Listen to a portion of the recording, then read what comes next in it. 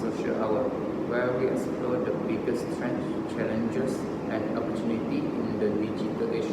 Today's topic is something that's affects nearly everyone. How social media has revolutionized the way we make and maintain friendship. I'm Dan, your host, and I am joined by two wonderful guests who are experts in their own right.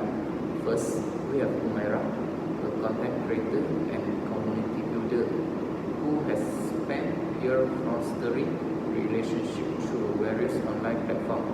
It's great to have you here, UMAIRAH. Thanks, Dan. I'm excited to be here and discuss this topic. It's something I'm really passionate about.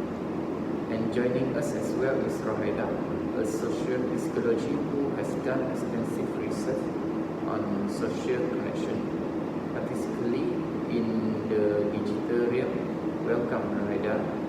Thank you, Dan. I'm really looking forward to diving into this conversation about how social media shapes our friendship. Alright, let's get started.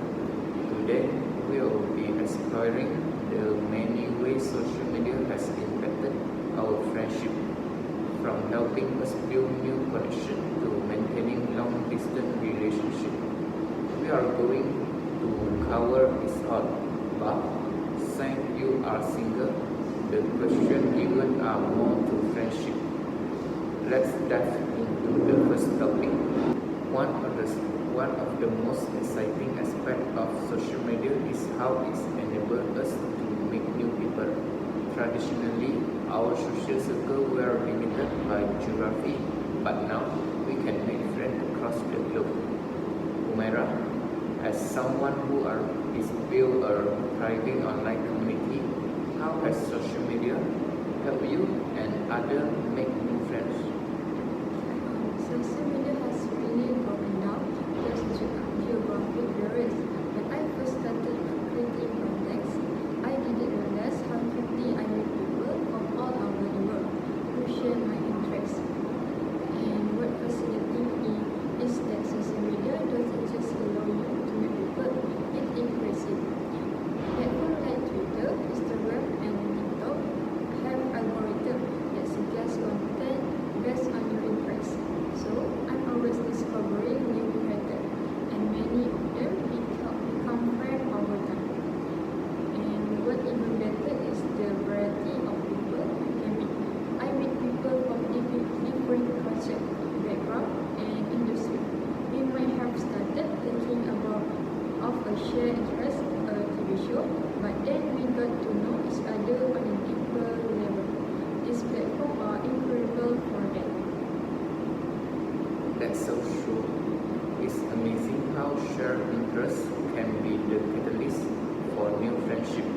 ROHAIDA, from a psychological standpoint, what makes it easier for people to connect online, and why do you think this friendship form so quickly? Great question, Dan. One reason is that social media allows people to carefully curate how they present themselves. This is not a bad thing. It actually helps reduce social anxiety. When people can take time to craft their response or share posts that reflect their true self, it lowers the barrier to entry in forming a new connection. Compare that to face-to-face interaction, where many people may feel pressure to respond immediately or worry about making a bad impression. Another important factor is the interest-based nature of online communities. When you join a Facebook group, a subreddit, or follow certain hashtags, you are essentially surrounding yourself with like-minded individuals. This creates a sense of familiarity and belonging even if you never met the person. Studies show that having shared interests significantly boosts the likelihood of forming and maintaining friendship. Social media accelerates that process by putting those interests front and center. That's great. So, this digital space actually gives people a bit of a confidence boost and help them connect with others more easily. UMAIRAH, can you share any specific example of how your online community has come together over shared interests? Definitely. One example that stands out is a group of friends who met through a Discord server I started for gamers. I was a space for people to talk about strategy, share tips, and play together. But over time, they started thinking about more than just games. They bond over movies, share love experience, and even started collaborating on creative projects together. What really heartwarming is that these friendships have escalated beyond just gaming. A few of them ended up meeting in person at a gaming convention lessons, and they stay close today. It shows how social media can play the scene for real, meaningful friendships that can eventually grow outside the digital world. That is incredible. It's really shown that social media isn't just about superficial connection. It can help foster deep, lasting friendship. ROHAIDA, what are some of the psychological effects of forming friendship online versus in person? Is there a difference? That's a great question, and it's something researchers have been exploring in depth. What we have found is that online friendship can be just as strong and emotionally supportive as in-person ones. The key difference lies in how they begin. Online friendship often start with shared interests or hobbies, while offline friendship might form through proximity, like being in the same class or workplace. One interesting psychological effect is that people may feel more comfortable opening up about personal issues online. This is partly due to the disinhibition effect, which suggests that people are more willing to share their thoughts and feelings when they are behind a screen. It feels safer because there are a bit of distance between you and the other person.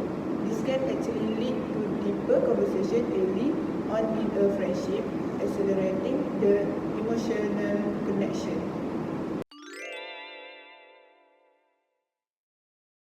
Let's shift gears now and talk about long-distance friendship. We all know how hard it can be to stay in touch when friends move away, but social media has really changed the game in the regard. UMAIRAH, I know you've got friends all over the world. How has social media helped you maintain those relationships? Yeah, social media has been absolutely important for keeping my long-distance friendship alive. I got friends in Australia, Canada, and part of Europe, and I talk to most daily and without platforms like WhatsApp, Instagram, and Facebook. We probably verify what's great about social media is that it lets you communicate in so many different ways. Sometimes it's a quick message, other times we jump on a video call or even just share memes with each other. These small interactions are actually really meaningful. It keeps the friendship and also relationship going in Europe. We can see each other in person. And one of my best friends lives in London, and we are maintaining our friendship mostly through social media for the past 5 years. It really feels like there's no distance between us. That's amazing, ROHAIDA. UMAIRAH, ROHAIDA, you mentioned earlier about emotional closeness in long-distance friendship. Could you elaborate on how social media help maintain that closeness even when people are far apart? Absolutely, Tan. Emotional closeness is one of the key elements of any strong friendship, and social media plays a significant role in maintaining that closeness, especially when distance is involved. The beauty of social media is that it allows for ambient awareness. This term refers to the way we can keep track of our friends' live through small updates, even if we are not directly interacting with them. For example, when you see a friend's Instagram story, you might not comment, but you're still aware of what they are up to. This passive consumption of each other content creates a sense of ongoing connection. Research shows that even this brief interaction, liking a post or commenting on a story, can help maintain emotional closeness because they act as signal of care and attention. That's really interesting.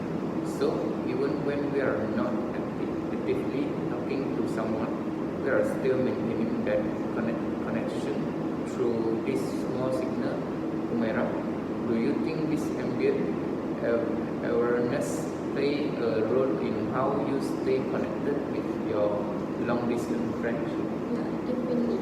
I mean, there are days when I'm too busy to have a full conversation with some of my friends, but I still feel connected because I see their posts or stories.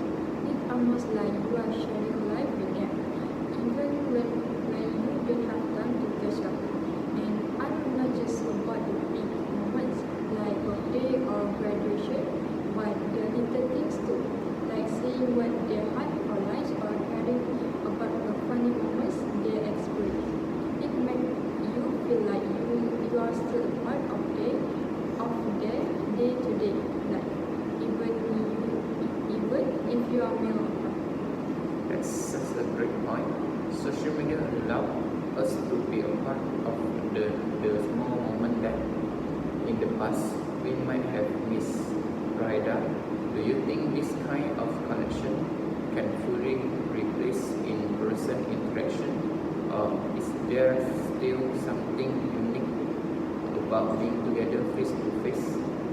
That's a great question.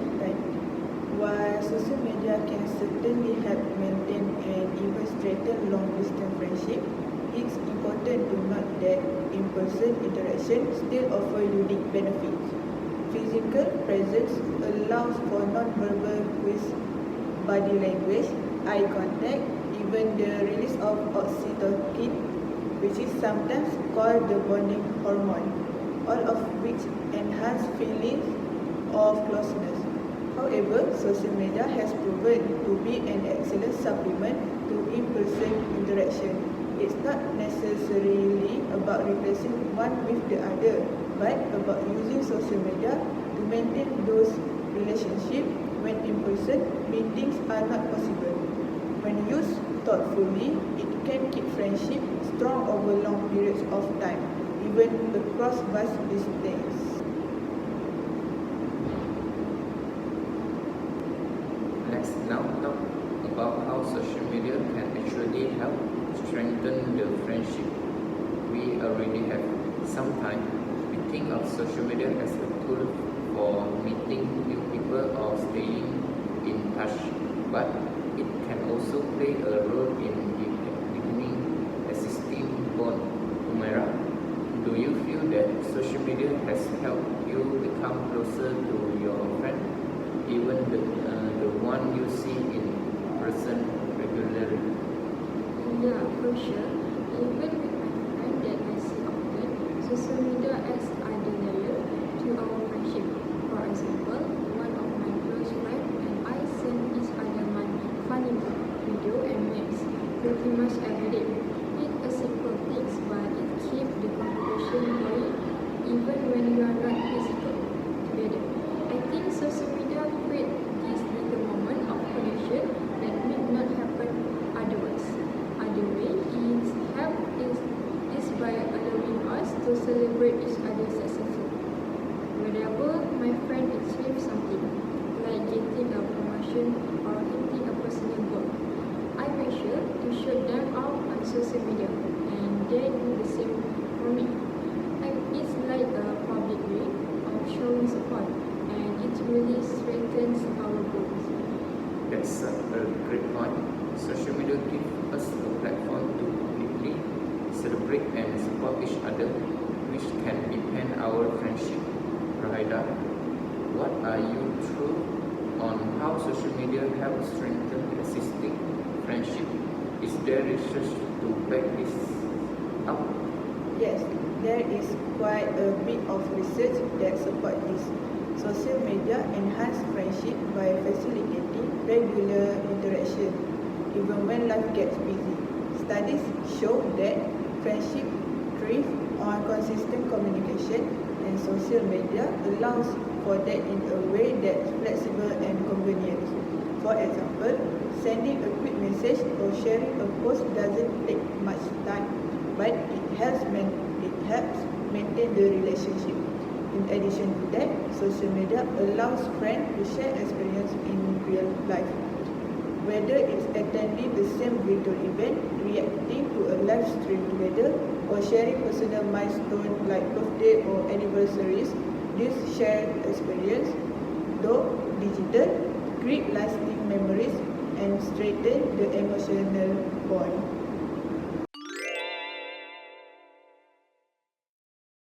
We have touched on how social media can help us stay connected, but I want to dive a bit deeper into the role it plays in emotional support.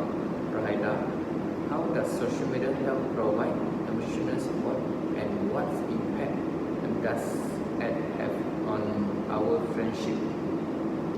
Social media has become a crucial tool for offering and receiving emotional support. In moments of crisis, whether personal or global, people turn to social platforms to share their feelings and seek comfort from friends and communities. This can take many forms: direct message, public posts, or even through mutual friends offering words of encouragement in comment section. There is a psychological phenomenon called perceived social support, which refers to the belief that help is available if you need it.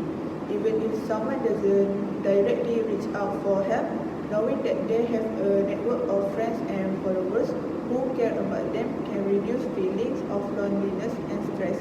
Social media plays a significant role in amplifying this perceived support. That's really powerful.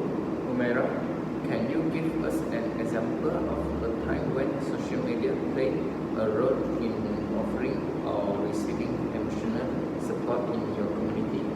Sure, I have seen this happen a lot, especially during school time. Last year, a friend of mine was going through a really hard breakup. He posted about it on Instagram, just kind of venting his feelings. Within a few hours, so many people reached out, offering support, sharing their own experience, and just being there for him. It wasn't just his close friend he needed, but people he hadn't spoken to in a while. The outpouring of love and advice will help him get through that difficult time. I think what's unique about social media is that it creates a sort of public space for emotional support. It's not just about one person reaching out to help. It's about creating a community of support where everyone can slip in and offer their perspective. That collective support can make a huge difference. It's amazing how social media can really bring people together in that way. ROHAIDA, is there any research on the long-term effect of receiving emotional support through social media? Yes, and the results are quite promising. Studies show that receiving emotional support through social media can improve both mental and emotional well-being, especially when that support comes from close friends or trusted communities. There is evidence to suggest that this interaction can reduce anxiety and depression and even boost self-esteem. However, it's also important to note that the quality of the support matters. Positive, meaningful interaction have a much greater impact than superficial likes or comments. When people take the time to engage in thoughtful conversation or provide real advice, the emotional benefits are significantly stronger.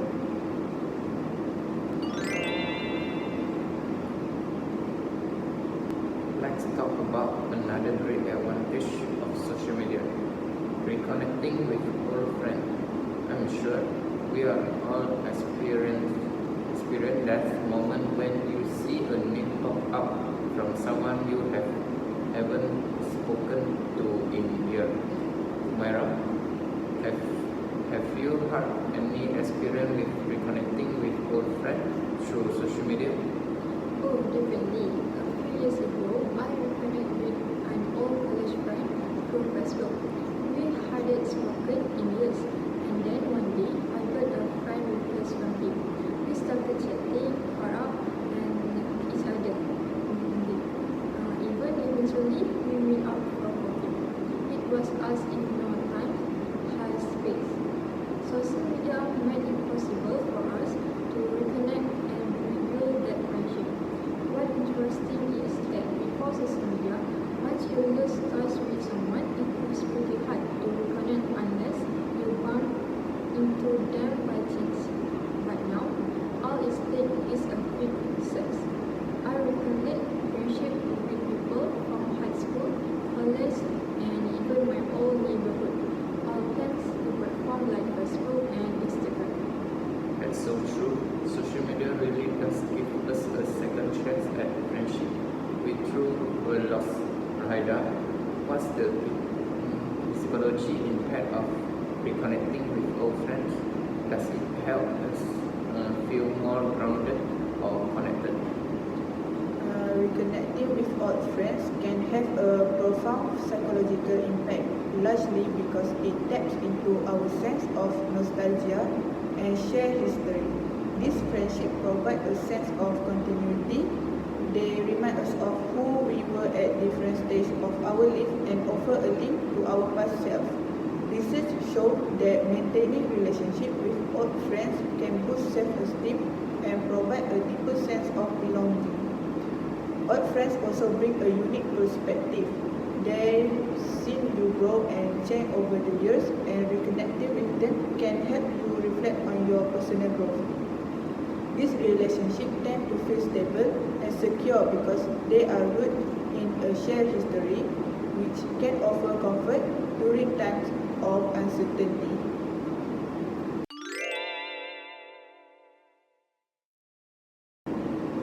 We all talk a lot about one-on-one friendship, but I want to shift the focus now to the power of online communities.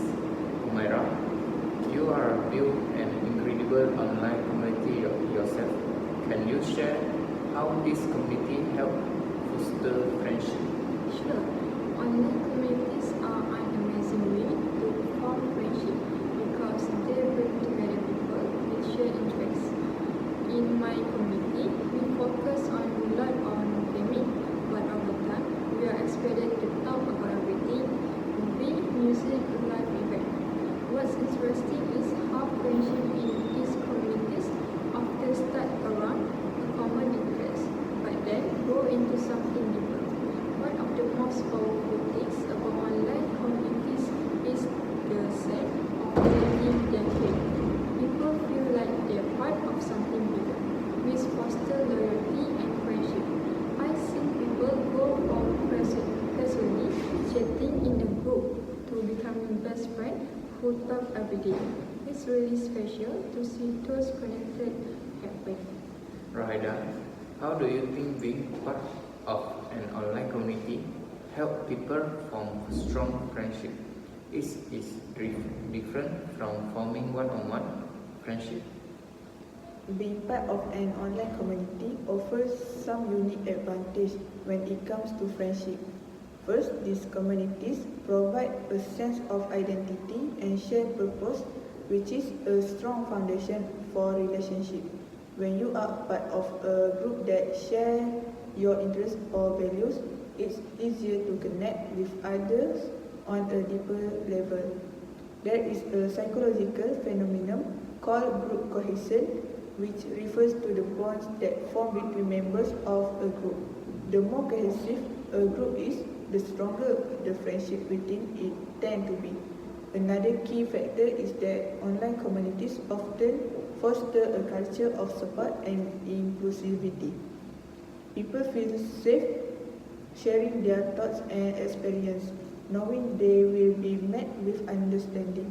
This kind of supportive environment is fertile ground for meaningful friendship to grow.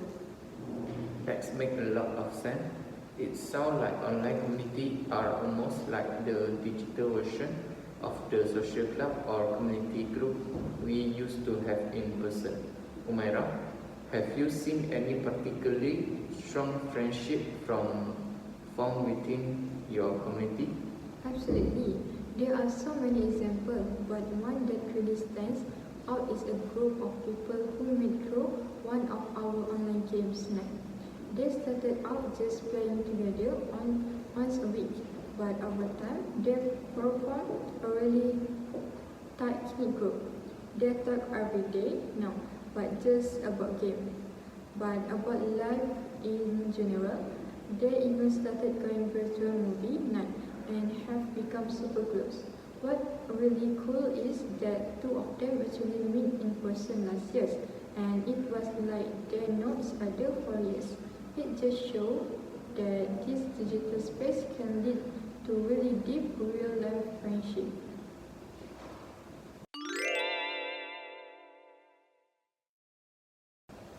One of the most important aspects of social media is its ability to foster inclusivity and accessibility in friendship.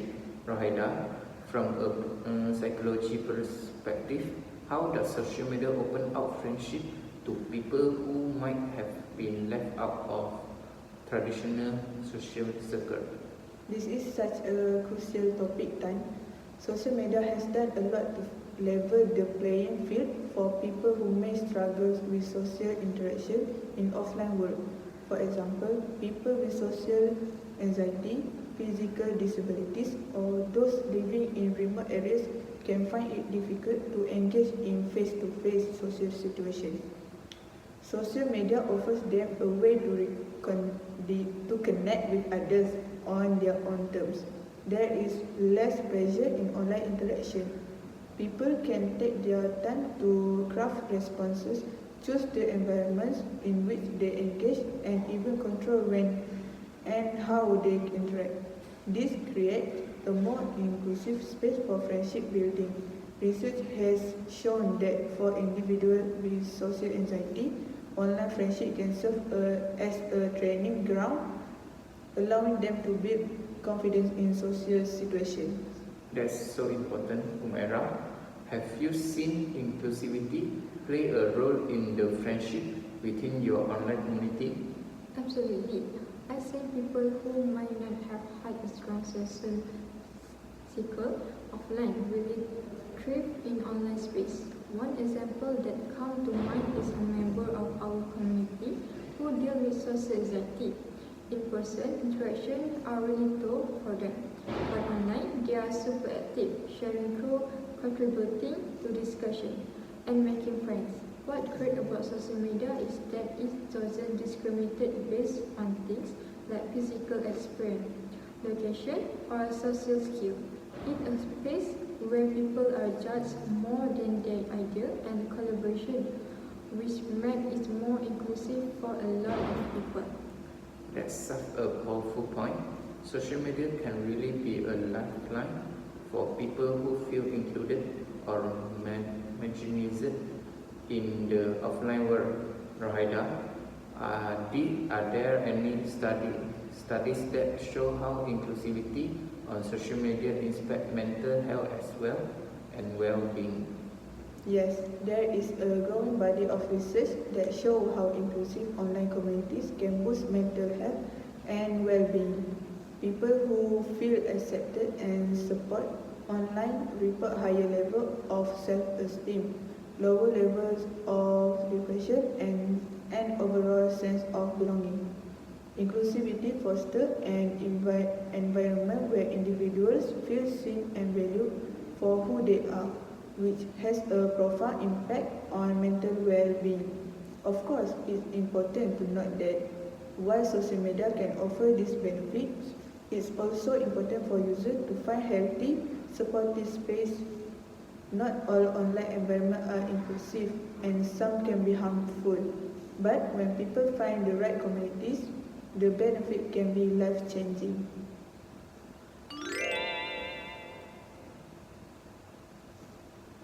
While social media has a lot of positive aspects, when it comes to friendship, conflict can arise. How do we resolve disagreement or misunderstanding online? Umairah, have you seen any example of how social media has helped or hindered conflict resolution in your friendship? That's a good question, and it definitely something that happened. In my experience, conflict resolution can be a bit tricky online because it's easy for things to get lost in translation. Text-based communication lacks tone, physical expression, and body language, which can lead to misunderstanding. That said, I also seen social media help resolve conflict. One time, I had disagreement with a friend over miscommunication in a group chat. In this, of letting it faster, we jumped on a video call and talk it out. It was a lot easier to resolve once we went face to face, well, digitally face to face. So while social media can sometimes create misunderstanding, it also gives us the tools to resolve them quickly if we use them right. ROHAIDA, from a psychological perspective, how can we use social media effectively to resolve conflict rather than escalate them? Great question, Tan. One of the key things to remember is that social media amplifies emotions, both positive and negative. When conflict arises, it's important to slow down and avoid responding impulsively. Taking time to process your thought before replying can prevent escalation. Also, using tools like voice message, video calls, or even emojis can help add tone and context to your message, making it less likely for misunderstandings to occur. Research shows that direct, empathetic communication is crucial for resolving conflict.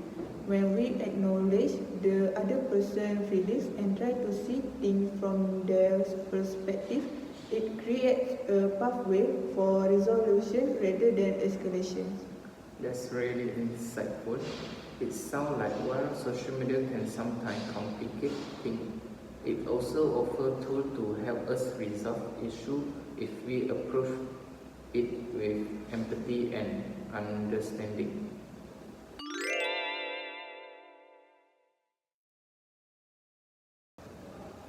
Now, while we are talk about all the great things social media can do for friendship, there are also a dark side.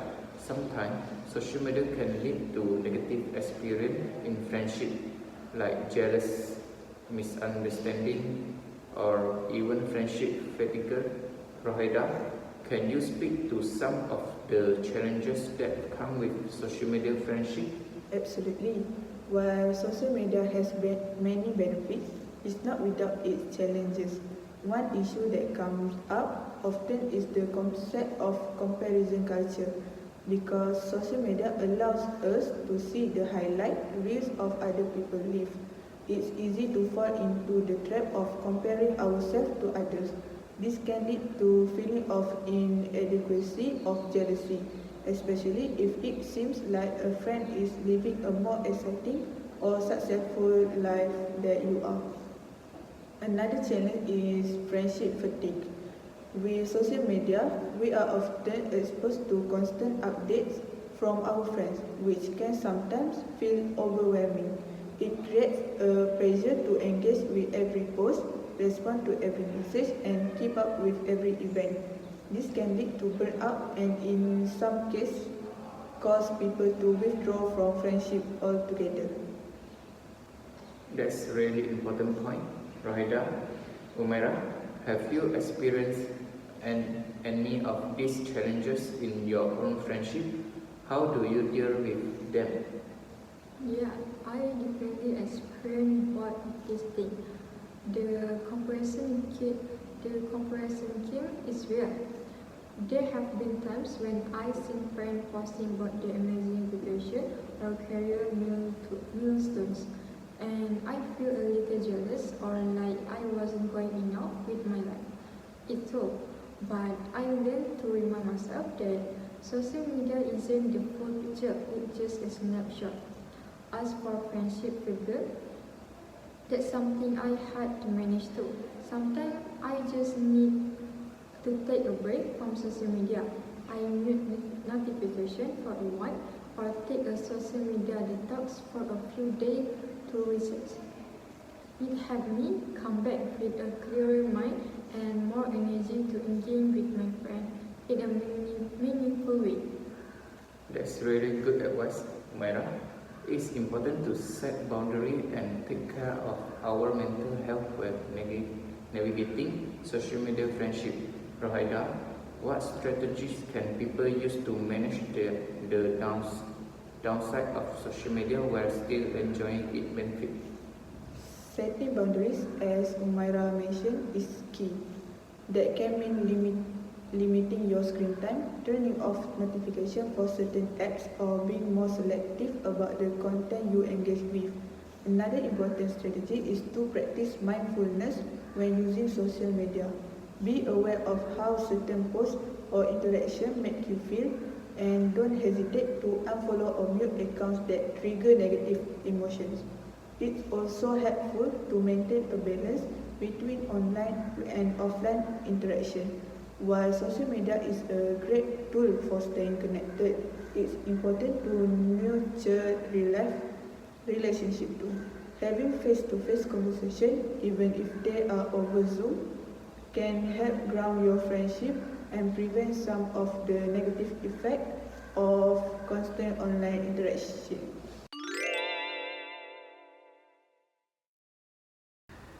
As we wrap up today's discussion, I want to look to the future.